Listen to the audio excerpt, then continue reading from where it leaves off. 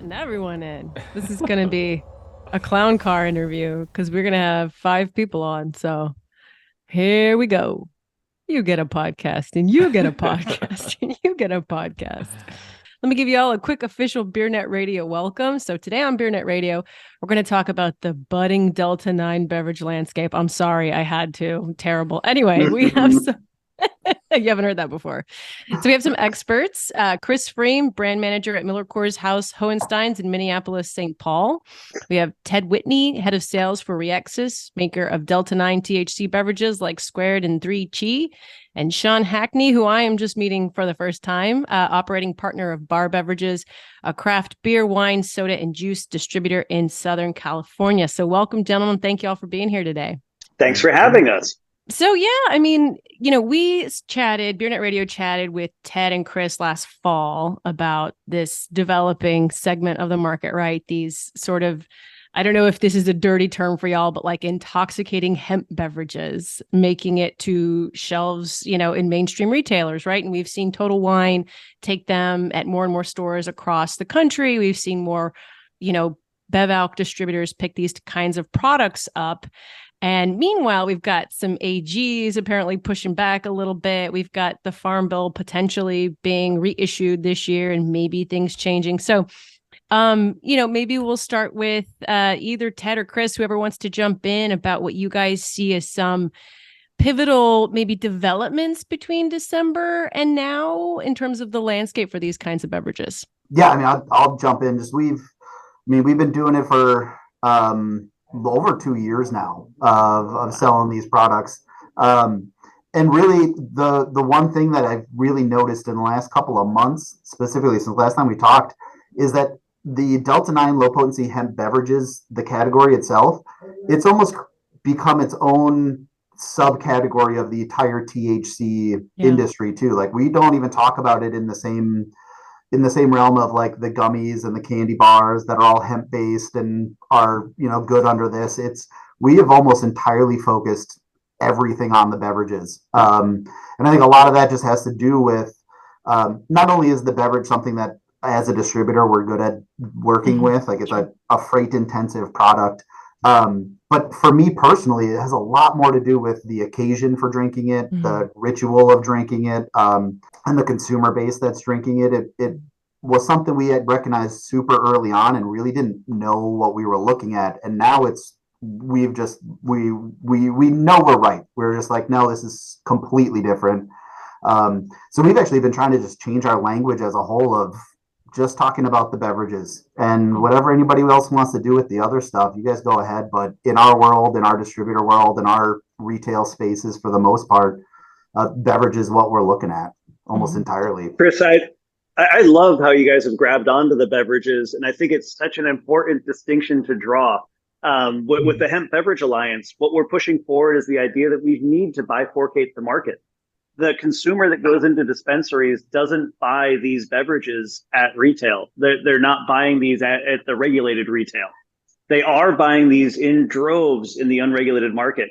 The dispensary channel hasn't cracked 1% of sales in any market with we call them low dose beverages. They're just beverages. 5 milligram, 10 milligram, even up to 100 milligrams haven't cracked 1% of sales in dispensaries. Now, we want to keep low-dose beverages in the unregulated market, and that's going through responsible retailers that Chris and Hohensteins are selling to. They're applying age gates. They're applying really good compliance steps. They've been working hand in hand with the state of Minnesota to make sure that everything is in good form. Everything's batch tested. Everything's well-regulated. Everything is safe as we get out to the public, and they're showing great results from it, too. The state of Minnesota is getting about $1.5 million in incremental revenue additions just from the hemp line item tax. And we expect that to dramatically improve as people figure out how to pay it. And we see more and more retailers coming in.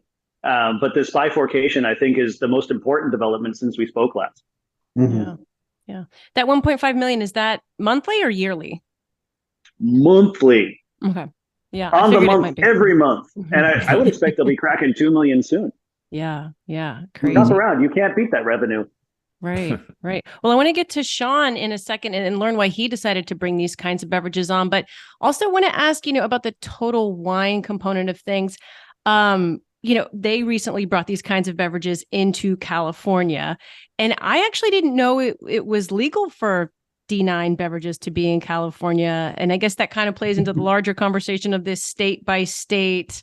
There is a state by state kind of by default method of regulation because states define it or not, right? And then, or somewhere in between. So what can anybody speak to there? I'm sure you all can speak to something on that point. Well, every state had to adopt a hemp framework when we came out of the Farm Bill in 2019. And it took varying amounts of time. AB 45 was passed in California to make this entire space legal, but it was really tough to be fully compliant. We couldn't have any kind of THCA isolation. We couldn't have cannabinoid conversion. We needed naturally occurring D9 to go into our drinks. And then nobody knew who could sell it.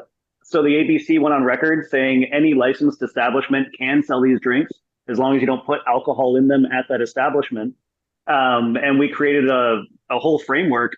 Sean is actually the first person in California, or the first real distributor in California, to have a license to distribute these drinks. And he's been a pioneer in that space. I'll let him talk about it as I crack open a squared sour grape. Sponsored by.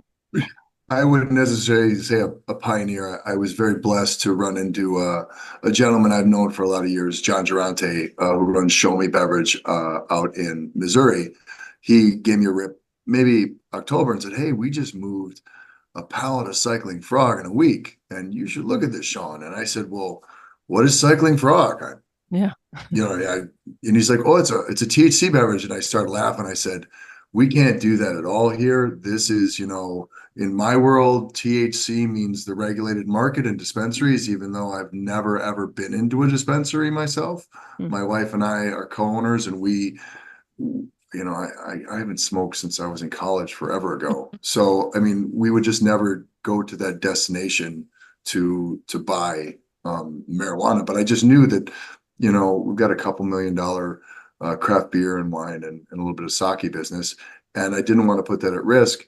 So when John had mentioned this to me, I said, "Well, how are you guys doing it?" And he said, "Well, it's legal." And he gave me the federal, the federal 2018 Farm Bill argument. And it just so happens this business started years and years ago as an energy drink business and kind of morphed into an up and down the street distributor.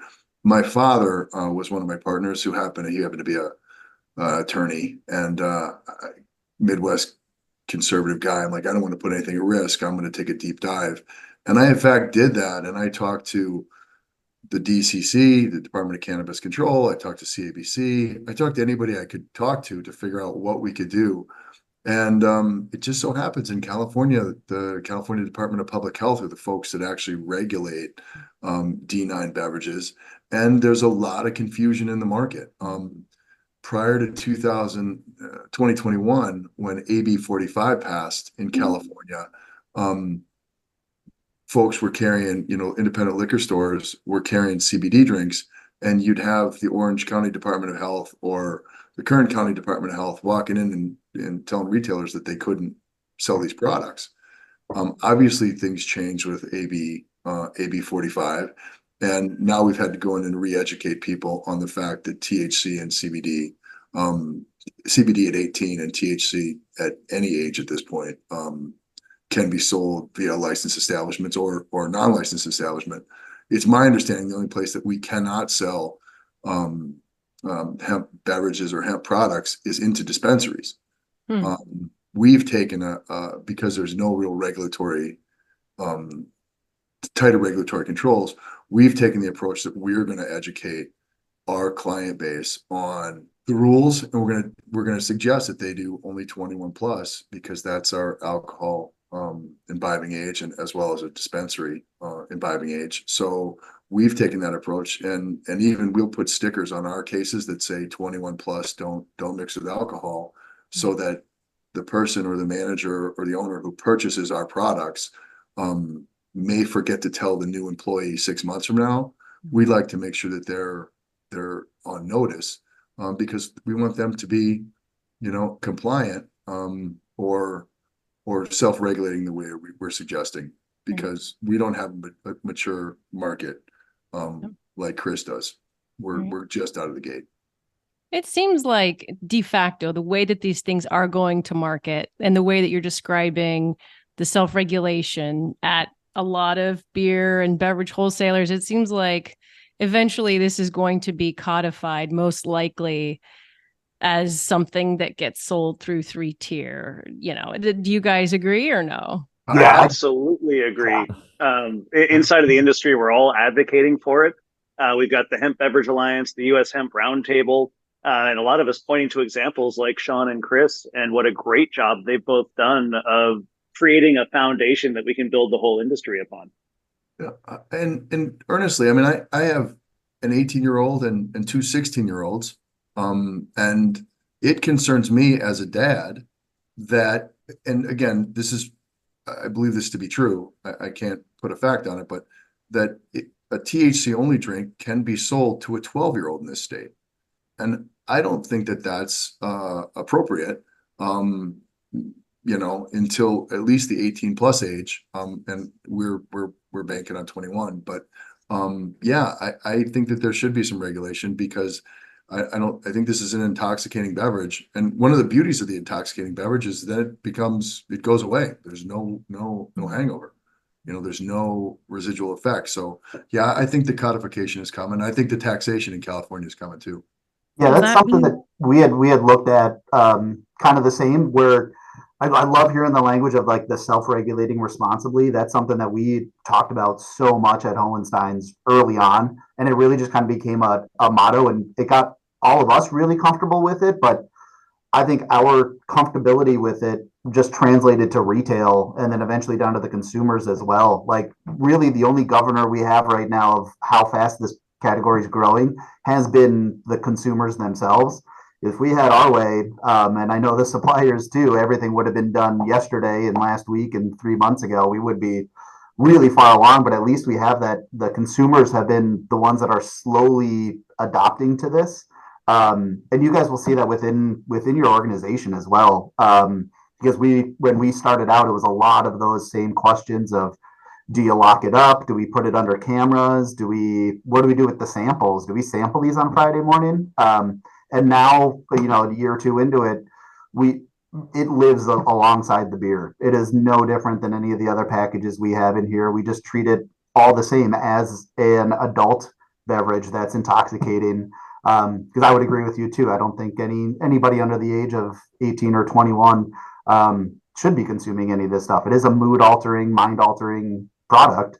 But these beverages in the low potency amounts that we have, this is by far the safest and best way to bring this type of product that all the studies show a majority of Americans want it. This has got to be one of the safest ways to do it. And we're happy to be a part of it and be able to kind of go that way. And it's another reason why we are trying to separate it so much further from recreational marijuana, because it is not the same. The point of these is not to get high. It's to just alter your mood a little bit, and while still being social and out and about, and still being able to be a functioning part of society without fully being sober either. So Yeah, that microdose is amazing. Chris, I had a question for you. Do you guys carry anything above the 10 milligram? And if so, how do you regulate that? No, in Minnesota, the cap is 10 milligrams. Okay. And honestly, it's really strange. Anecdotally, everybody I talk to, literally everybody I talk to, 10's too much for what they want to do with it and how they're using it. And they really like the 5s and the 2.5s. The data that I see is not agreeing with that at all. The 10s have been moving a little bit quicker, and we're doing a decent amount of volume at the 10s compared to the 5s. So I don't know where the disconnect really is there, and we're kind of waiting for the market to again tell us what we're looking at. But that the whole world, that the story is always the same, that it's the low potency micro dosing aspect of it is fantastic. And it is really, when I think a lot of Americans who want THC, this is kind of exactly what they're talking about. They're not all looking to get just blitzed every night. They're looking for, like a glass of wine or a oney or something right before bed type of thing. That's the market for this. Chris, I could not agree with you more. And again, not being a smoker, we've got there's an issue there's a supply chain issue in regulated cannabis that you have to go to it's a destination location. And for folks like my wife and I, we're never going to make that destination. Then we're never going to smoke. So there's the beverages also deliver that aspect of usability. It's amazing. And my case in point, I think it fits the trend of better for you, right? Not only is there the cannabis trend, but it also fits the better for you trend. The guy you're looking at is down 50 pounds since 1/1/24 because I did a simple substitution diet. Instead of my bottle of wine every night, I'm doing 1 or 2 THC drinks, and I'm up the next morning, going to the gym. I work for an hour. I go to the gym for an hour. I work for an hour. Go to the gym for an hour, and I feel great. It's absolutely my personally. I think it's an amazing alternative to alcohol, even though I still, I brought wine and beer back into the mix, but for the most part, it's given me just a huge opportunity to not be foggy the next morning. It gives me a huge opportunity to go out and be super functional and drive my business. And my wife, who is, just amazing and much more health conscious than I am in her eating habits and everything else, she substituted away from cider, a glass of wine or cider every night to a can of Cycling Frog or a Rexis soda water, and they're just, she's getting up and managing the family, and then in here helping with the business. It's exceptional. Sean, I want to underscore that too, just by making sure everyone knows that beverages inside of dispensaries in no state have ever broken 1% of revenue. In California, it was like 0.6% of revenue last year. Beverages just don't work in the regulated channel. And that's a lot of why we're trying to make these more available. We believe it's a win-win to have them in a well-regulated channel that's available to everybody. Licensed accounts are great providers. We want to see taxation in the space. We want to see regulation around age gating. And that's all stuff that we're working with Senator Aguilar Curry right now to create. Yeah, I'm all for it. And Chris, the reason I was asking about the higher dose is I've got a belief that if you get to a 25 or a 50 milligram dose, if that ever hits California, which I believe it's legal to hit, our go-to-market strategy will be to put it behind the counter at liquor stores, if it doesn't go to dispensaries, but put it behind the counter at liquor stores, because I certainly won't want anybody to think they're getting a 5 milligram dose and accidentally get a 50 milligram dose. Like that to me is a recipe for a consumer disaster, right? And we don't want that. It's not good for the industry. It's not good for everybody who wants to be able to microdose, to be able to have a glass of wine equivalent glass of beer. Is there an appetite for that though, Sean, or is anyone making those drinks yet? Bianca, I don't know. But what I do know is that I was one of the first employees for Red Bull. And if you remember Red Bull, when we came to the US, they were in these little 8.3 ounce cans. And because in Europe, less is more. In the US, more is more. And so I would argue that there's going to be some kind of inflation based on milligram dosage. And, there's people who buy Everclear. Yeah. I don't. Yeah. So I think that the value equation in a lot of consumers' minds is how much bang am I going to get for my buck? We just did the LA Beer Fest and just had a wonderful experience with Dan Silverstein. He puts on great events, and even pouring some of our beers like Prison Pals, people would walk up and say, "Well, just give me your strongest beer," right? And that's really not the nuance of social drinking. That's I want to get drunk. I would believe that there's a subsegment of the population that's going to want that. Yeah, along those lines, that's just going back to like the testing and regulating and stuff. That's one thing that we've also been trying to champion is accurate testing and having access to the COAs and everything like that. Because you're right, the scalping is an issue. That's when the THC falls out of the product. You don't want somebody to be drinking one that they had a poor can liner, they didn't do their homework, their emulsion technology's not up to snuff. And they've been drinking these ones they think are 10s, but it turns out they're down to 3 or 0 milligrams. They've been drinking those and then go to the store and try a 10. And then all of a sudden that 10 kind of knocks them down. And, yeah, we don't want to see that as well. And that's why, again, just kind of trying to keep the discussion of having the low potency and capped at something like 10 is keeping it separate from the rest of that world. And again, keeps it safer for everybody across the board. But I have heard just anecdotally that from all of the THC first suppliers, recreational space suppliers that are looking to get in the hemp space, they said that pretty much across the board, all of the times they had beverages, they started with 2.5, then 5, then 10, and now some of them are making hundreds. And like that's where the market directed them to go. And I've personally sat down and drank 100, and there was a good 20 to 30 minutes that wasn't fun. For me, it was just too much, and I'm what we call a legacy user. I would think my tolerance is up there. But I know there's people out there that are drinking those. But again, that experience was so different than the microdosing and having a couple over a period of time. And actually, I just saw on Facebook before I was working when I was on Facebook. Somebody had pointed out there was like a picture of like Pabst's THC product that they only have in California, as far as I know. But one of the comments on there, one of the comments on there was, well, I'd have to drink 10 of these. Oh, no. I was like, well, yeah, do you get drunk on one can of Pabst? Right. No, right, if your intent was to get high, there's way more ways to do it, way more economically feasible ways to do it. Flour's still really, relatively cheap. And if you want to go from 0 to 60, there's way better ways to do it. So again, just going back to that occasion, the reason for the drinks is so different, and you really only kind of learn it as you experience it too, and you have it. Like I said, I've been using THC for 20 years, and the first time I had a 3-pack at a block party, I was like, this is so different than anything I've ever done in the THC space, and I love it.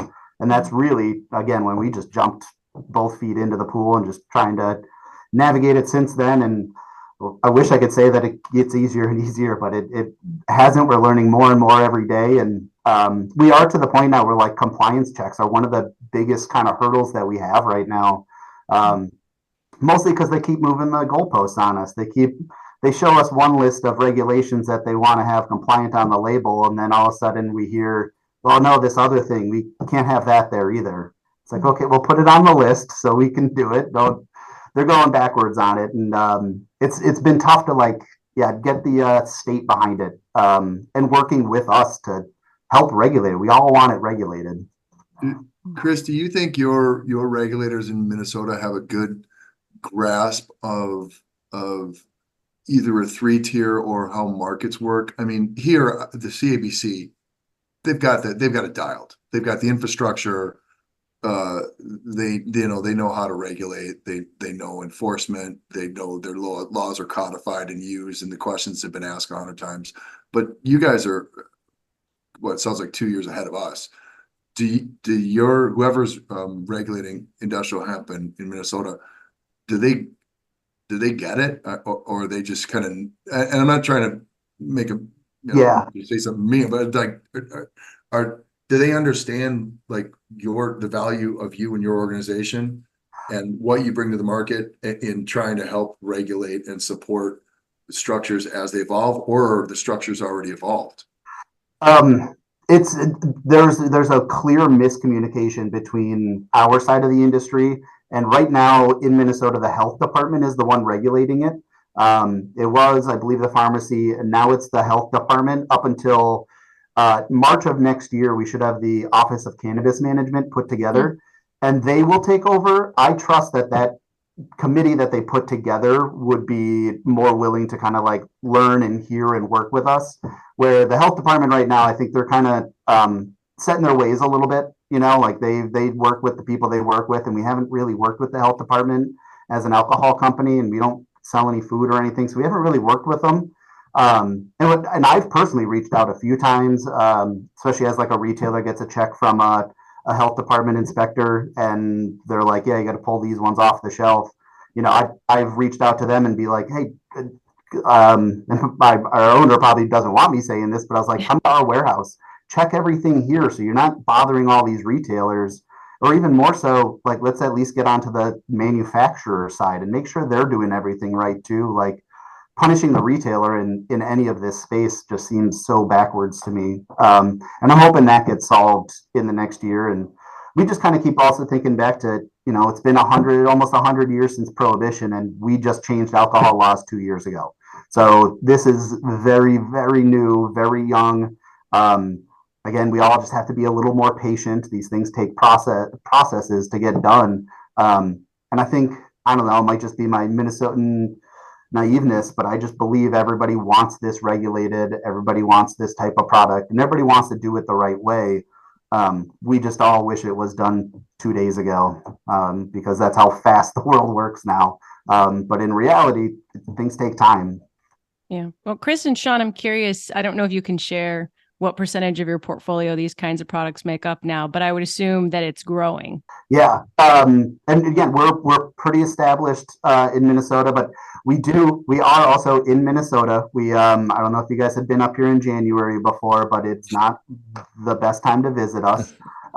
So the beverages are very seasonal across the board: alcohol, sodas, you name it. Everything's pretty cyclical here.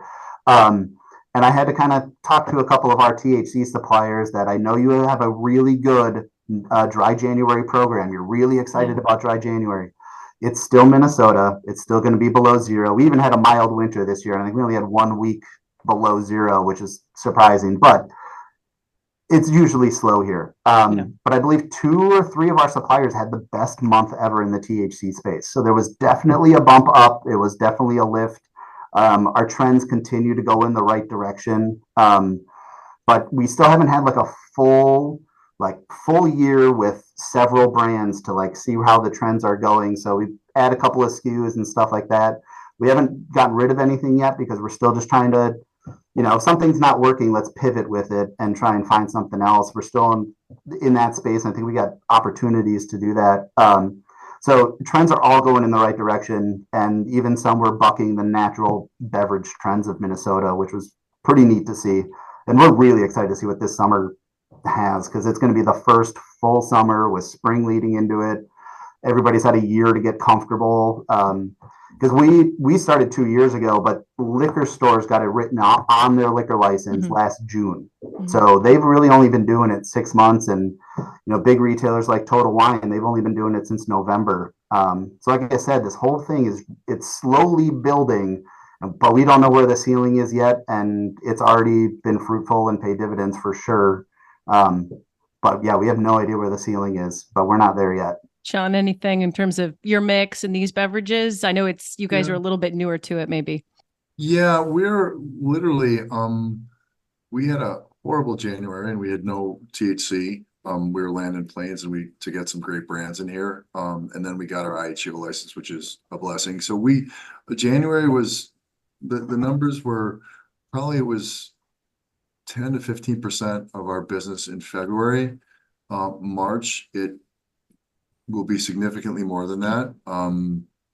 We are a small, tiny distributor that covers a lot of territory from a craft beer perspective. And what I think it's caused us to do, we think it fits the natural trend. We think it supports the problem with dispensaries as a you have to go to, or it's a destination location. It solves the drinking occasion. I think the microdose is very approachable. Like my mom would drink this. This is not, my perception is this is not a stoner drink.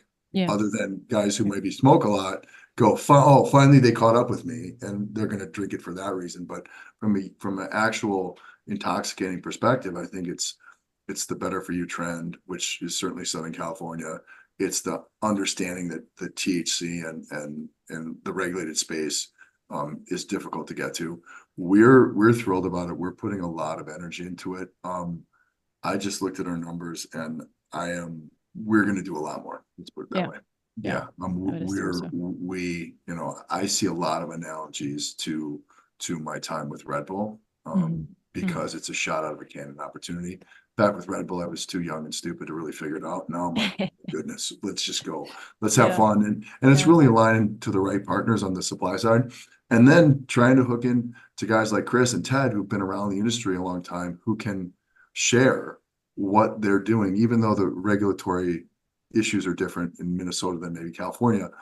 How can we learn how to best lead the market and then support other people into the market? There's a couple of Northern California distributors who are working on their IHO licenses or have it. And if we can share with them some of our learnings, I want them to be supported. But this is definitely the tip of our arrow. And then we're using it to drive also a change in perspective from our reps. Our reps traditionally, we tend to deal with the smaller breweries out there, and our reps are struggling to get 5-6 case orders. Yeah. Now I instruct them to go in and ask for an entire cold door. Because I'm not going to say the word, but I drop an F-bomb here and go, who the F are you asking me for a cold door? Yeah. And then what I do is I show them the Fox News Minnesota THC piece of the news piece that I'm sure Chris had a lot to do with top 10 liquors. And I said, this is where it's going, this is where we're going. So it's been a change for us, and we're going to stay really aggressive on it. And the reason it's exciting is it's not another hazy IPA. It's not another buttery Chardonnay, right? This is an intoxicating beverage where there is the one thing that most of these suppliers have no ability to really engage in a positive way. And Chris, I'd welcome your thoughts on this, Chris, but most of the suppliers have no idea how to build demand. They have no idea. There's an inherent demand behind these drinks, behind this category. And since there is, you have retailers making more money, a better margin. You have them taking less risk because of it. We're taking less risk because of it, not on a regulatory side, but certainly on a just a straight margin business perspective, right? Because we're giving consumers what they want. I think Chris is spot on. Sean, I gotta bolster your story there too. I don't know if even Sean's aware, but in a single PO in California, he dropped more beverages than the entire regulated channel sold. When I say regulated, that's the dispensary channel. But he dropped more beverages than the entire regulated channel sold in a whole month. Oh. He did that in one PO. I mean, the order of magnitude of difference between what we'll be able to do in the broad market versus a dispensary market that's really struggling right now, it's absolutely mind-blowing. I mean, it's not even apples to oranges. It's like apples to Ferraris. And it's exciting to be excited. I'm having more fun right now in this business that I've had, and I've been in the beverage game for 24 years. I'm having more fun than I've ever had in this business. And I am, because I'm blessed to be around, folks like you. Certainly Ted, I talk to every day. I'm blessed to have him as a supplier partner. These are good people getting after it. And I couldn't be thrilled. And I also couldn't be working harder. I'm putting in 80-hour, 90-hour weeks, and I'm happy to, because this is freaking cool. This is just awesome. Nice. Well, I have one more, and I'm sure Bianca might have one and Jordan might have one. But my last one is, where does legal cannabis fit in this insofar as, are they fighting you guys on this? Because I feel like in some markets they are. That's such a good question. When established cannabis companies hear about what we're doing, their instant response is, I'm being threatened and I need to respond defensively. When they learn more about what we're doing, they realize that we're proposing a win-win. We want to have a two-market solution. We want to see low-dose hemp beverages, low-dose hemp products out in the broad market. And we want to be reducing the friction to get people into the regulated channel, into dispensaries. Mm-hmm. We can help them create a bigger consumer base. We can help them remove more stigma from THC. We can really work hand in hand to create a healthier industry for everybody. And really, all we're doing is broadening the exposure of the plant. This is everything that all of us talk about all the time, everything the regulated markets have been advocating for. Now that it's actually happening, once they realize how we're doing it, they tend to come around. But yeah, we get battles. People like Trulieve in Florida, proposing an awful lot of legislation that would shut down the hemp market. So much of that comes from them already having 80% market share in a single market. When you get these monopolistic players, they're going to try to keep all the cards to themselves. We're breaking that up. I don't want to say it's David versus Goliath. It's really Goliath versus Goliath. But when we think about what's better for the public, what's better for the future of the industry, the way that we're moving checks an awful lot of boxes. And almost every meeting we have, after about 15 minutes, people realize it's a win-win deal. And what a great way to approach business. Yeah, and that goes back to, I mean, you've said it a few times, Ted, how the recreational market dispensaries, they don't sell beverages. Like the consumer there is not there, the market's not there. Like they just don't sell it. And kind of going back to what I was saying, where this is all we're really focused on, because we're kind of noticing that like the gummies and the candy bar stuff, they don't work in our retail spots. A liquor store is not where you pick up gummies. It's not where you pick up an edible. And my belief is that's because you take a gummy because you're going from 0 to 60. You take it and you're along for the ride. Where the beverages, again, you drink them as you go, and you're able to microdose and control your level of intoxication that way. Exactly. So really, that's, again, just kind of going back to the language and everything that we've been using around here, because we are definitely seeing it. And really, medicinal is the one that's really been pushing the most against, because they're already taking the hit with everything going recreational, and now they think they're taking another hit with the hemp. It's possible that we might have more of the consumers that the medicinal area will have, but again, it's still a completely different angle and a different market, different retail. It's different across the board with the beverages, and they really shouldn't be threatened by any of it. If anything, we should all be kind of joining forces to kind of promote the 3-tier system, because one thing that we are really good at a 3-tier system is regulating monopolistic practices. We stop the Goliaths from controlling markets as the middleman who we give small brands attention, we give big brands attention. We don't have, we're not beholden to just one entity at any given time. Like we run our own businesses. So, yeah, hopefully I've been working a lot of local groups here. I've been able to get involved with them, but yeah, hopefully on the national level, on the bigger scale, that's what we see is them kind of joining with us, because everything else that Ted said about it, just making it so much more accessible in the lowest potency, the safest way possible across the country, it's really only going to be beneficial for everything, taxes, people's health, all of that kind of stuff. Like everybody wants it. So, well, we don't have big tax problems here at the state level in California. No. So we're all flush over here in California, so I'm sure they won't tax. Yeah. I'm curious about where else these drinks are going to be on shelves in California. Obviously, Total Wine is what really has struck a nerve in our industry, in the beer industry. But what other retailers are going to start carrying this? Because like Sean said, you guys have to do a lot of education around it. And so what's that process been like, and who's kind of coming on board? I've made a short list of the people who are going to have this in the near term. I can just read it over real quick. Yeah. It's effing everyone. Yeah. Anywhere finer beverages are sold, anywhere someone's savvy, anywhere they want to see growth, anywhere they want to provide a fantastic alternative that offers better recreation and better relief, we're going to have these beverages on shelves. And by God, it's going to be all over the place. This is, well, again, we want to promote that win-win. We want to get good tax revenue for the state. We wanted to do this in age-gated, responsible ways. And really, we're forcing regulators to come forward with better regulations for the space, too. And part of how we do that is we got to get all the toothpaste out of the tube. Let's not create another black market.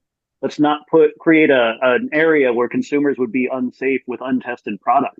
Let's do this all the right way. And let's force regulators to actually effing do something. Yeah. I mean, for us, we obviously see the rate of the on-premise and the off-premise working well. On-premise is a little bit behind, but we're getting significant reorders. We definitely have some tip of the arrow folks. We are doing some business in the smoke shops. Not a ton, because I don't think they're particularly good at selling beverages yet, but we've got some cooler placement in there that we're hoping to build gravitas around that opportunity. We're also seeing it in the independent C stores in some markets. We're seeing interest from gas stations. The tricky part about that again is how do you regulate it? I don't, when we put a set in, and my guys are my sales reps, my sales team's not allowed to sell less than 5 cases to a location, because to us that's the minimum amount of facings that builds enough gravitas to say this is a category and it's here to stay. That's relatively easy because we put it next to the RTDs, we put it next to Beatbox and Buzzballs and in a liquor store. In independent food stores, or I'm sorry, in gas stations, what we're doing is we have to go in and do some education, say this is a 21 plus. And we're doing that with some of the POS we're putting out, because people tend to want, well, we'll just, we'll give you some space in the fluid replacement door or the energy door. And I certainly wouldn't want any of my kids or anybody not knowing going, oh, geez, I wanted to get a Red Bull. And, I got a, Cheech and Chong instead because I thought it was cool, their energy product. And lo and behold, it had 5 milligrams of THC in it. So we see it everywhere as well as where Ted's going. We're not in the coffee shops and movie theaters and hair salons yet. Although we're going to be going there with some of the products we're getting in. Yeah. I wanted to just kind of dive in a little bit on marketing. I know we're starting, Ted, like you said, and Sean, starting to see it pop up everywhere. But I asked this because, Total Wine is getting knee deep into this segment, but they haven't been too keen to really talk about it publicly yet. Do you still sense there are reservations in marketing and promoting this product, or can people be as loud as they want to be in, saying this is what we're doing? I think that there's not sorry, Ted, I don't think there's an underlying regulatory structure for that. So if you ask me right now, Jordan, Sean, what are the advertising rules? Can you wrap a van, as an example? Yeah. With Squared or 3G. The answer is I don't know. Yeah. And I'm busy enough that I'm not necessarily asking the question. I'm doing the POS, the store level, and educating people like Dan Silverstein at the LA Beer Fest to say, hey, this fits who you are and it's going to work. But I'm not sure that there's an understanding of what you can and can't do on a state by state basis. Ted, I might be speaking out of school. You might have. Well, here and there's nowhere where it's really well worded. So AB 45 in California is a good example. It says that we can't reasonably target children. So what they're saying is that anywhere that a sign is posted, we need to be able to demonstrate that it's a reasonable person's expectation that 70% of the people seeing that sign would be over 21. Actually, it says in the law over 18. So we have to demonstrate that we're effectively targeting adults in a lot of markets. Then we've got the standard meta issues. So Facebook, Instagram won't allow you to mention THC. Same with LinkedIn. I mean, you can sell ketamine on LinkedIn, but you can't say THC. Those are things that are still somewhat problematic. In addition to just the advertising issues, even shipping is still a thing. I'm on the phone with truckers probably once a week right now, explaining that these aren't illegal drugs. This is federally legal. This is why. We even have a letter from our lawyer with a do not detain notice for all of our pallets now, explaining how this is legal and how we are compliant with federal laws. But it's a lot of education and a lot of responsible behavior, especially when it comes to advertising. We want to make sure that we're not crossing lines with the FDA. We're not pissing off anybody at the Department of Ag or the Department of Health. And we have a lot of regulatory bodies who are trying to figure out who's going to oversee all of this. Yeah. Is that something you all plan to tackle sometime soon, or is that kind of later days, or is that something you're tackling every day? Well, lucky for us, all of our money's gone into expansion and scaling and growth. So there's nothing left over for advertising. So we should be so lucky as to have those issues soon. Right. There will be advertising put out there at some point. I imagine it's going to be similar regs to what we see for the regulated industry. But we'll see how it comes out. I mean, this is really, it's a big hot button for legislators. They want to make sure that we're not targeting children, and we want to make sure that's the case too. So of course we're willing to be overly compliant there, but keeping out of eyes of children is even harder than keeping out of reach. Yeah. So it's a little bit of tiptoeing through a minefield. Right. And obviously, I've heard you all mention, education is a key piece of this. Can you do sampling at stores, or is that kind of a, I don't know, topic as well? From our perspective, we haven't been overly aggressive on that, but from our perspective, we can, at least in LA County, because they effectively regulate this like it's Coca-Cola. Right. So we can do sampling, and we plan on doing more of it, but like kind of the rubber hits the road, or if you will, or the question starts to come up. Like, to me, a natural place to go and sample would be the college university, or the university, the college kids, right? They're going to be early adopters. They tend to adopt a lot of stuff. They already know the marijuana culture much more than my wife and I do. But the question is you're going to run into an 18-year-old, and you're going to run into a 19-year-old and a 20-year-old. Do you want to do that? And that's a discussion that we have to have with our brands to figure out what the right thing to do is, especially if we have the opportunity to drive foot traffic to the 2 or 3 liquor stores, i.e. around UCLA. I mean, as one of the brands, I could say emphatically 21 plus only will clear the line, mostly because we're the ones out there taking bullets at the legislative level. Yeah. Chris has really come miles in developing some sampling programs. Mr. Fream. Yeah. I've actually talked with Total Wine leadership and stuff, and they had asked, what's the story of sampling in Minnesota? And the real answer is, how well does your lawyer want to argue it? But I wasn't about to tell their leadership team that, especially because they're all lawyers, I'm pretty sure. So it kind of lives in a space between our legislation and the statutes that are going to be implemented next year. It lives kind of in the middle there. So the answer is we didn't really know. But what we have now kind of worked out is doing non-medicated or non-dosed samples. And it's just a catch-all. You can sample it anywhere. If a kid gets a hold of it, it's totally fine, anything like that. So that's the direction we kind of told Total Wine to move in. And it was really based around kind of the only thing really written in our legislation that you can't do anywhere was sample or allow somebody to drink alcohol or imbibe THC within 5 hours of each other, which is impossible to police. It's a ridiculous rule, but